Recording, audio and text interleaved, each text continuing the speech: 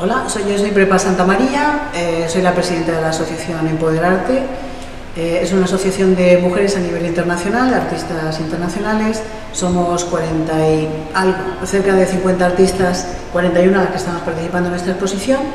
Y llevamos activas desde el año 2014 y tratamos todo tipo de temas que tengan que ver con la problemática o asuntos que tengan que ver con mujeres. En esta exposición en concreto estamos hablando de la trata y la prostitución.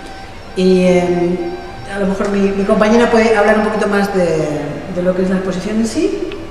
Sí, bueno, pues efectivamente estamos en la Sala Oquendo de Donostia y lo que se puede ver en esta exposición es la perspectiva de 41 mujeres tratando de dar su punto de vista sobre la trata y la prostitución. La prostitución se abastece casi el 100% de la trata. La trata no es aquello que conocemos o que creemos, por eso les invitamos a que vengan a esta exposición, lean las cartelas y salgan, seguro que van a salir diferentes a como han entrado.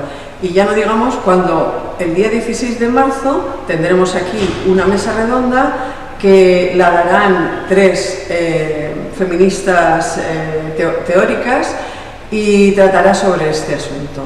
Y estas son Rosa Sansegundo, Amelia Tiganos y Laura Favaro. Os esperamos.